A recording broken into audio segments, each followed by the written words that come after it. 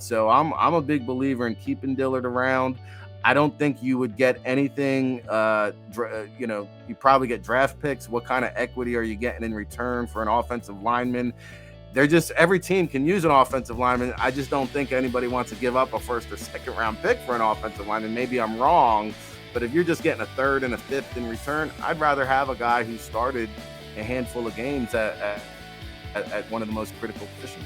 All right, you and John are both big Andre Dillard fans. Yours truly not nearly as the much. I'm a fan of depth.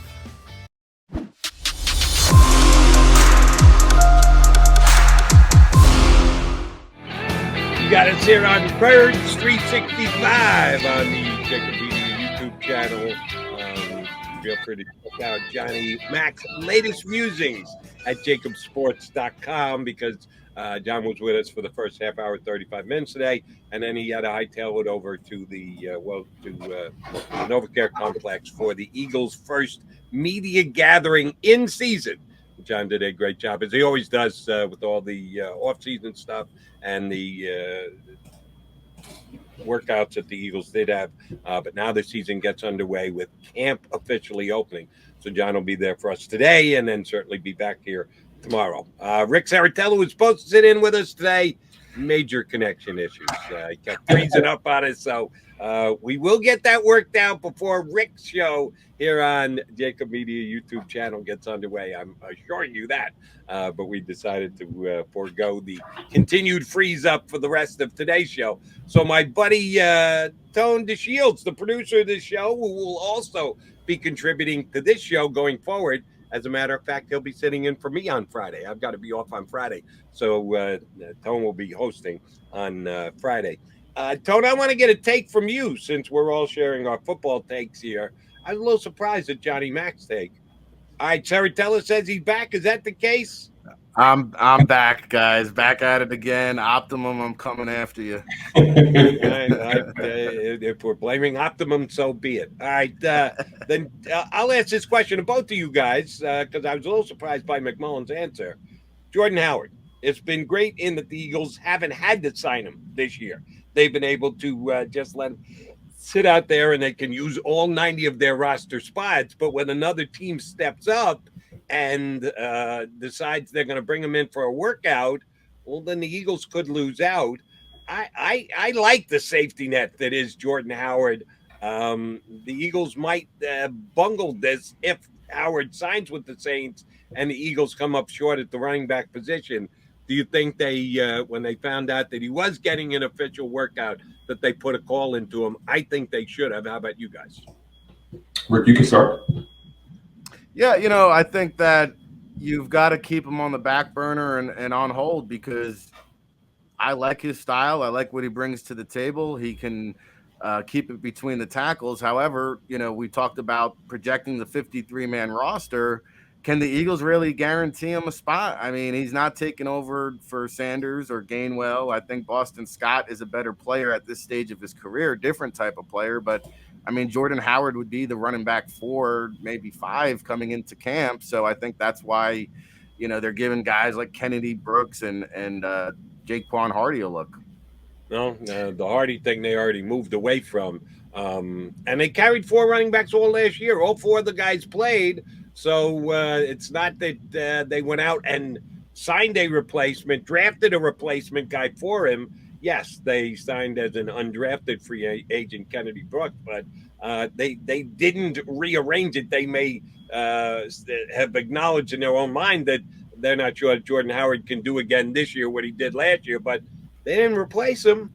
So why not bring him back and see if he can do the same thing again? I think this is actually a potential roster mistake by Howie Roseman going for it. All right, Ricky, as long as you're not frozen up on us. Yeah. We talked about the 53-man roster. You've worked up your 53. Give us a rundown. We already did the wide receivers. You gave us a breakout there. Let's go to quarterback. We know who 1 and 2 are going to be, Jalen Hurts and Gardner Minshew. John mentioned this before he had to run Eagle practice, or I think you actually brought it up about the battle for the 3 position, be it either Carson Strong and or Reed Snead. I'll give you credit, Ric, because I follow your draft projections and your rankings, which you already have out for the 2023 draft, you stuck behind Carson Strong all year, even though some people had him higher and then had him dropping down because he didn't have as big a season. Some guys stepped up, like a Kenny Pickett, had as good a season as he did. You were pretty strong on your Carson Strong opinion all year long.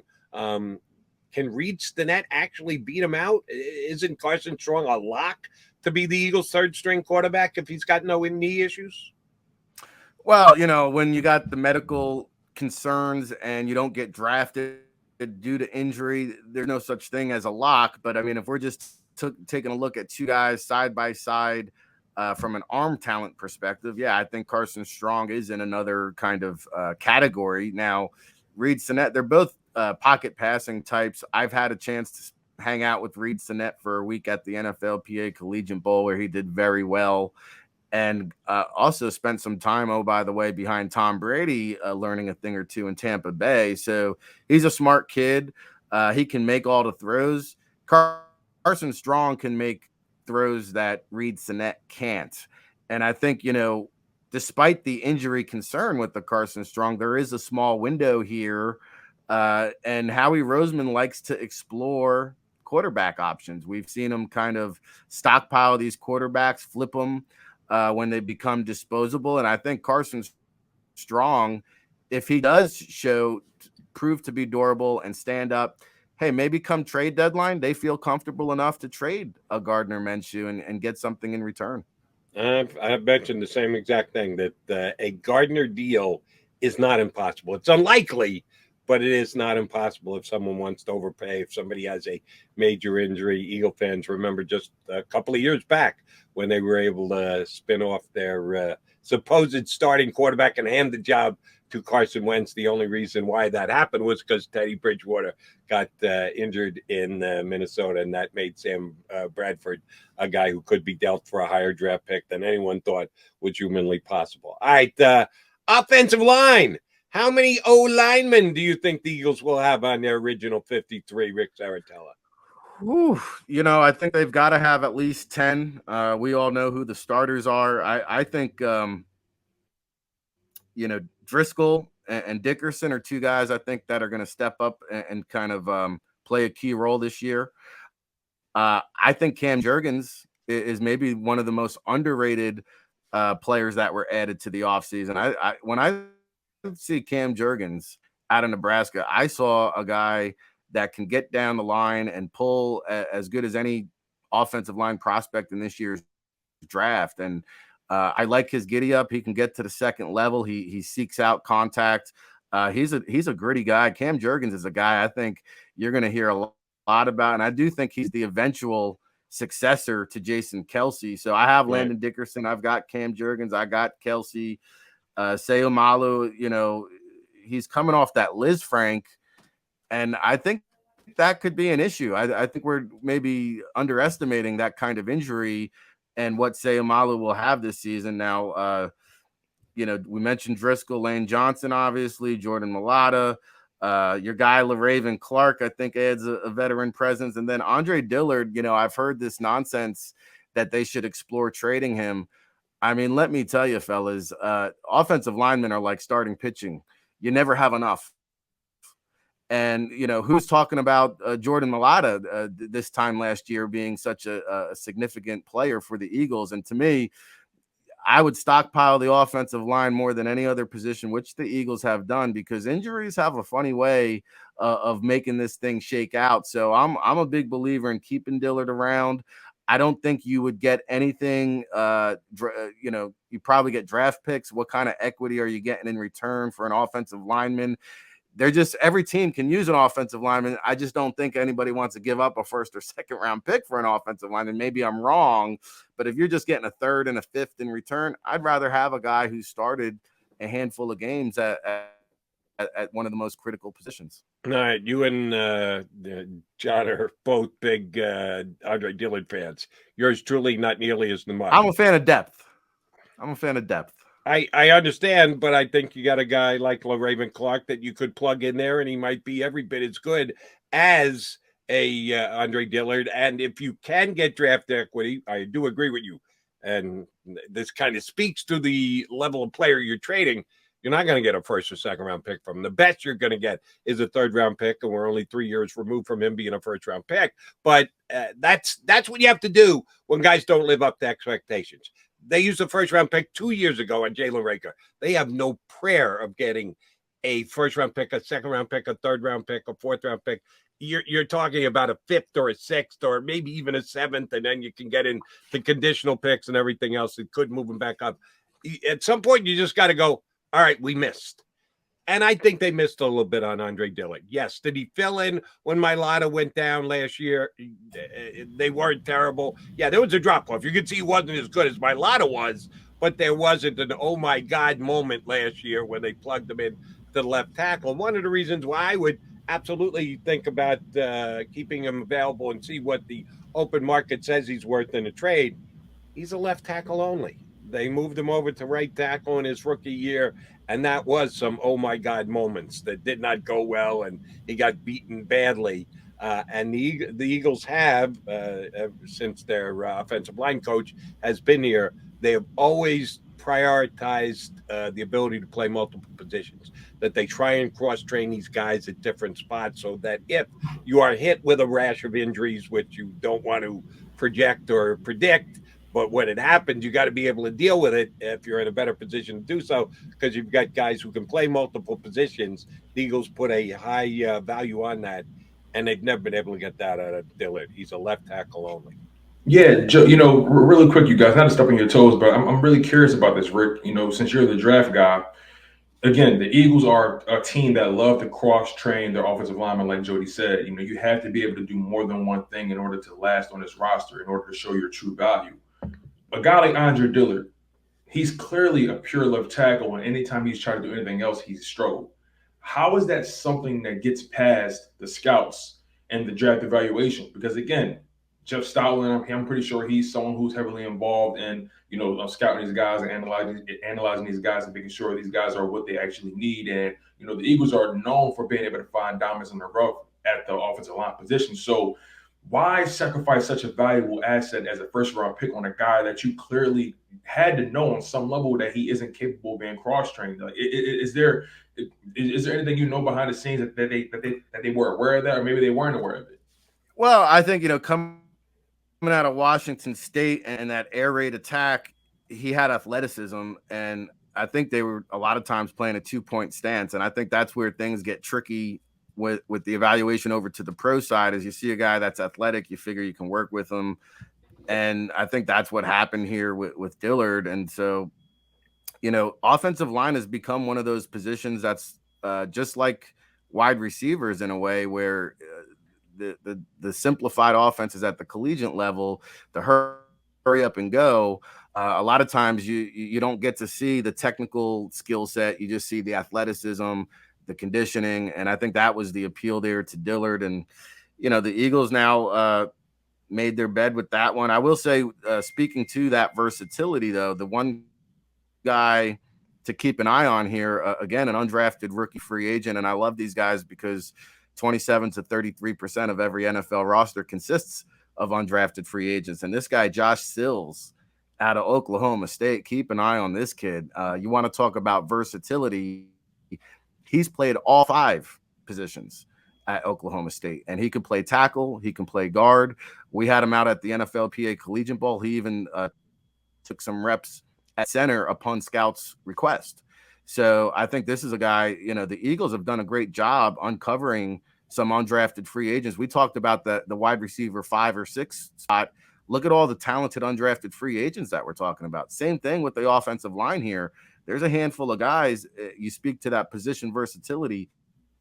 Josh Sills, man, that's a guy. I think he's a lock for the practice squad, and he could be a dark horse candidate for that 53-man roster. And, oh, by the way, he is one of the guys that will play during the preseason, because last year we saw that Nick Sirianni gets his regulars. If he puts them out there at all, gets them off the field rather rapidly. So there are some guys that in those 3 preseason games will get a chance to show their wares, and Sills is probably one of them. All right, Ricky, I want to ask you about guys across the National Football League that could have an effect on the Eagles. The first of which, since we were just talking about Dillard, is Orlando Brown. Chiefs threw the franchise tag on him. He wasn't happy about it. He hasn't signed it yet. He hasn't shown up to camp. He hasn't committed to when he will show up to camp. If he wants to get paid, at some point he's got to sign the tender and then he's got to show up. But he doesn't have to show up until he signs because you can't find a guy who's not under contract. And he can't move. He can't go to another team. He can't be a free agent. But he's also not being paid just yet, so he doesn't have to worry about it. Don't know how that's going to shake out in Kansas City. It seems that when Andy Reid has been asked about it, he still has faith that Brown's going to come in. But until he's in, he's not in. Do you think the Chiefs would have interest in a guy like Andre Dillard? We know Andy has a good relationship with the Eagles organization and Howie Roseman. Do you think Dillard landing in KC is a possibility if Orlando Brown's going to play as much hardball as he is to this point? Yeah, and I believe they did offer him a long-term contract, which he turned down. That would have made him close to the highest paid tackle in the league, which was pretty astonishing that he would turn that money down. So I think that you mentioned the Andy Reid relationship. Is it a possibility? I think there might be some dialogue there. I think the other kind of X factor hanging out is Dwayne Brown. I think is still on the open market, and he started a bunch of games in the league at tackle position, and you don't have to give up anything to get him except for money. And so Dwayne Brown could kind of be that guy. Now if the Eagles were to flip a Dillard and had an injury in training camp, Dwayne Brown would be another guy to keep an eye on for the Eagles if they got into a situation. But I think the Chiefs did a great job kind of remaking that offensive line on the fly last season. And now, this is what happens when you have $40 million quarterbacks is, how do you keep the rest of the guys happy? All right. The other guy who has, to this point, refused to sign his free agent tender, the tag that was placed on him is Jessie Bates of Cincinnati. And, of course, people here in Philadelphia want to see Jessie Bates come here to the Eagles because, yes, realistic evaluation of the Eagles position by position tells you that safety is the one that they didn't upgrade near as much as other positions that needed upgrading on Eagles during the offseason. He's a tough guy to trade because the number is over $12 million. And once you get past a certain date, you can't negotiate a new contract going forward. He has to play for just the 1 year guaranteed. You can't restructure and or squeeze the cap together to give yourself flexibility. Jessie Bates going to be traded anywhere before the start of the season? Could it be to Philadelphia? Or do you think Jessie Bates will be sitting home if he decides that he's not happy with the fact that he's on this restrictive contract? Do you think Bengals play hardball with him? I'm so conflicted on this one, Jody, because I go back and forth. And to me, I think everybody views the Eagles as a contender for the playoffs. I don't hear anybody talking about them as a contender for the Super Bowl, though. Now, does Jessie Bates, if you take Jessie Bates and put him in that safety spot, does that take the Eagles defense from a very good defense to an elite defense? If the Eagles internally believe that, I think you pull the trigger because I got news for you. We mentioned $40 million quarterbacks.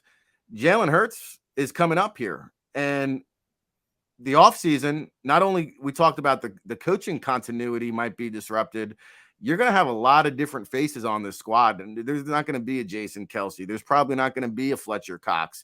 There might not be a Jonathan Gannon. So why not make a run? To me, I think you have a very small window on this Jalen Hurts rookie contract. We don't know how he's going to progress. Maybe he takes a step up that nobody even foreseen coming. And if he does, to me, then yes, the Eagles are a Super Bowl contender. Now, do they believe that? Do they think Jessie Bates is the X factor that can put that defense over the top? If the answer is yes, I think you got to go out and make a play. I think this is a run for the Eagles as good as it's going to get underneath that Jalen Hurts rookie contract. This team might be the best team they put around them on that deal.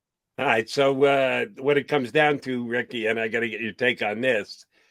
What do you think Jessie Bates brings back if he's put onto the open market as a trade candidate? If Cincinnati decides, all right, yeah, he's going to stay home and he's going to pass And it's not going to do us any good. We're going to be a lesser team. Yeah, we don't have to pay him the money. It was supposed to, and I think the Bengals from time to time are motivated by how much money they're not giving out, but they just went to the Super Bowl, so it's not going to go over well with their fan base if they decide he's not kidding, he's not coming in. We have to make the best trade we can possibly make.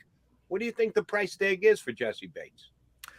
Well, I think the Bengals are looking down the road here too, because they're going to have to make a decision on Burrow after this year. And I think Joe Burrow is going to be the first $50 million quarterback. And that's where we're trending in the quarterback market. So I think the Bengals are. Rodgers is 50 already. Is he already 50? Yeah. There you go. Well, I think 51, Joe Burrow. Yeah. Well, I think Joe Burrow is going to be next to join Rodgers in that company. And when you're paying a quarterback that much, again, there's not going to be room for a Jessie Bates. So hey, I think obviously a first round gets it done, but maybe a second round pick and a conditional pick based on incentives gets that deal done. Hey, Rick, quick question. You bring up a very interesting point, not just about Jessie Bates' contract, but you broached Joe Burrow's contract. And I don't want to veer too far off from you guys' path, but I'm really curious about this. The Cincinnati Bengals have historically been known as being one of the more, and I'll put it gently, frugal franchises. And I have to ask, they have a lot of talent on that team, most notably on the offense. You have Joe Burrow, you have Jamar Chase, T. Higgins, you have Boyd, Mixon. right? A Mixon. Yeah. I'm not sure if Mixon has his money already, but for example, Joe Burrow and Jamar Chase, those two guys in particular, and then T. Higgins, he was a rookie last year. He's I think he's entering his third season now, but those guys are going to be coming up on contracts, and the Cincinnati Bengals are going to have to make a decision. Do you honestly believe Joe Burrow or Jamar Chase or any one of those elite guys on their offense actually finishes their career in Cincinnati, knowing how Cincinnati does business? It's going to be tough. It's going to be tough. And I do think that Burrow-Chase relationship is what got Chase to Cincinnati, because they were talking about Chase or Pitts. And I think that Burrow connection made them lean towards Chase. And, it's crazy to fathom how you don't let those guys finish in Cincinnati. But here we are with A.J. Brown on the Eagles. Who would have ever thought he would leave the Titans, right? And so when you're talking Cincinnati Bengals and giving those big paydays to the quarterbacks, hey, it's going to be tough to keep them all at home. I don't know if they keep Higgins in the fold, because at the end of the day, there's just not going to be enough to go around. And that's why you see Jessie Bates in the situation he is, because let's remember too, the safety position has been devalued. I mean, who wants to give a safety $15 million a year? Not too many teams out there that want to do it. Now, with that being said, the Jets were able to parlay Jamal Adams into 2 first-round picks, I believe. Now, is Jessie Bates on that same level? I would probably argue that he's not, but Jamal Adams really wasn't what the Seahawks thought they were getting when he came to Seattle. So we go back to, what does he get on the open market? I think a first round gets it done, second round maybe. And, to the Cincinnati Bengals point, it's going to be tough sledding to keep all those guys around to finish up their careers in Cincinnati, unfortunately. All right, Ric Serritella in for John McMullen today with the Sound Birds 365. All right, I want to jump back into your as of now projection of the Eagles 53-man rosters. We talked about the quarterbacks. We talked about the wide receivers. Tight end, we know Dallas Goedert is their starter and is going to be on the field almost every single snap that the Eagles take this year, health allowing. But who is going to be that tight end to? There's 2 questions for me. Number one is, if Goddard goes down, who steps in to try and play Goddard's role as best he can? And when Goddard is healthy, when the Eagles do want to go to 12 personnel, go to tight end, who's going to be in there with him? How do you look at the other Eagle tight ends on this roster, and how many of them will be kept on the 53? That's a great question. To me today, as we sit here, Richard Rodgers would be the guy I think that is the most reliable. He's played a bunch of games in the league. We all remember that Rodgers to Rodgers Hail Mary connection. And so he's got a little pass catching repertoire to his game. And I think Richard Rodgers is the guy as we stand here today. I know Jack Stoll has kind of flashed a little bit last season. But to me, Grant Calcaterra, that's the guy that I keep coming back to because he did play in that high octane SMU Oklahoma style of offense where he was relied upon as a pass catcher. He's again, you want to play 12 personnel with Goddard and Calcaterra. They're both 6'4", 6'5". You get that 12 personnel package inside the red zone. That's going to be a problem for opponents. So again, we go back to the durability though. Calcaterra is one hit away from ending his career. And so what happens then? I think to me, it's going to be Goddard, it's going to be Rodgers, it's going to be Calcaterra, and those are the three locks. Do they carry a fourth tight end? I probably don't see it. JJ Arcega-Whiteside, I mean, what's his development going to look like? And Tyree Jackson, the quarterback out of Buffalo. You got two conversion type of players that I could see them maybe keeping one of those guys on the practice squad, depending on their development, to see. We've seen some tight ends now. Logan Thomas is a guy that comes to mind. Tyree Jackson, very similar skill set. And they've got flexibility with Jackson because he's going to start the year on the PUP list. It doesn't look like he's going to be ready for the beginning of the season, so they can leave him there and continue to evaluate him. So in the meantime, they need somebody else to talk. Rich Rod is a guy who I always argue for. I say, all he does is make plays. I know he's not a great blocking tight end, but he's made plays before, and they kept him on the 90 all year. I thought he would be a guy that they'd handle like Jordan Howard. Yeah, right. We can just cut him, and when we need him, we can bring him back because he likes being here. No, they kept him on the 90, so I think you need to read into that a little bit. All right, flipping to the other side of the ball. I ask you guys a question, Jody. Can I ask you a question really quickly? And Rick as well. You guys chime in. What is it about the tight end position that everyone just thinks they can play it? Like you have guys like JJ Arcega-Whiteside who transitioned to tight end. Tyree Jackson was a former quarterback, became a tight end. Tim Tebow, we all know that experiment came and went. But it seems like when all else fails for guys, they try to resort to that tight end position. Has the tight end position? What is it about that position? Like, do people just not respect it on the same level as other positions? I know the tight end position now in the NFL is so valuable. These guys are pretty much glorified wide receivers. So why is it that when all else fails for these guys, why do they resort to the tight end position? What is it about it? Well, I think what you're trying to do is sometimes you get really good college players that don't really have a position at the NFL. And I think, Darren Waller is a guy that maybe accelerated this trend because Waller was a wide receiver coming out. And they put him in to the tight end position and suddenly, boom, his game takes off. And I think, with Tyree Jackson, he was a guy that ran. I mean, he tested through the roof. If you look at his measurables, he had a vertical jump, I think 35-inch, very fast 40-yard dash time, very comparable to wide receivers. And so, I think it's a easier position to transition to than a wide receiver. And if you have that big body frame and athleticism, why not give it a shot? And also, maybe Whiteside is a guy that's too slow to play wide receiver. So let's try him in the slot. Let's try him in a mismatch situation against the linebacker. Can he win those, take advantage of those mismatches? And I think that's what the NFL has really become is specialty roles. You talk about Jordan Howard. It's like, okay, well, he's more of a luxury than a necessity because he's really more of that between the tackles or short yardage type of back. Can you afford to spare a 53-man roster spot on a player that maybe might not play special teams? So I think, that's kind of what you're trying to find, lightning in a bottle. I think with some of these guys, a Tyree Jackson, Logan Thomas got a shot to play quarterback, couldn't hack it, but he had so much athleticism. Like, why don't we try to use and implement his skill set in some way, shape, or form? Tone, you're right. There is a position you do see guys from time to time look to make that switch. Either it's probably because it's one of those middle positions. You can either get an offensive lineman who comes out of high school as an offensive lineman, maybe starts that way in college. And guess what? I can actually lose 20 pounds easier than I can gain 20 pounds. And I am pretty athletic. So maybe you can make me into a tight end. Or you get a wide receiver who starts to get a little too big and they go, listen, you're just not quick enough. You're not going to be able to run a 4.3 40. We need to bulk you up and make you a tight end.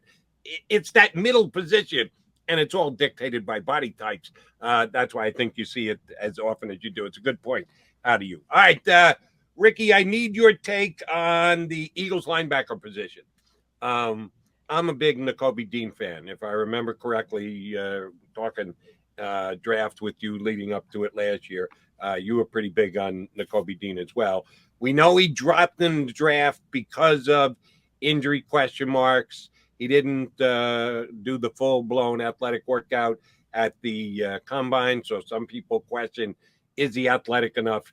He looked damn athletic to me when he was on the field with Georgia last year, making the most plays as any linebacker did in the entire country. I think the Eagles got a gift with him still being there when they pick in the third round. I'm bullish on what he can do in year one. Johnny Mack thinks there will be growing pains. Thinks he's going to be a real good player, but maybe not right off the bat, that they went out and signed Khalil Mack and also have Edwards, who they got his contract done before the season ever started, in acknowledging the fact that he stepped in and played some really good middle linebacker for them this year.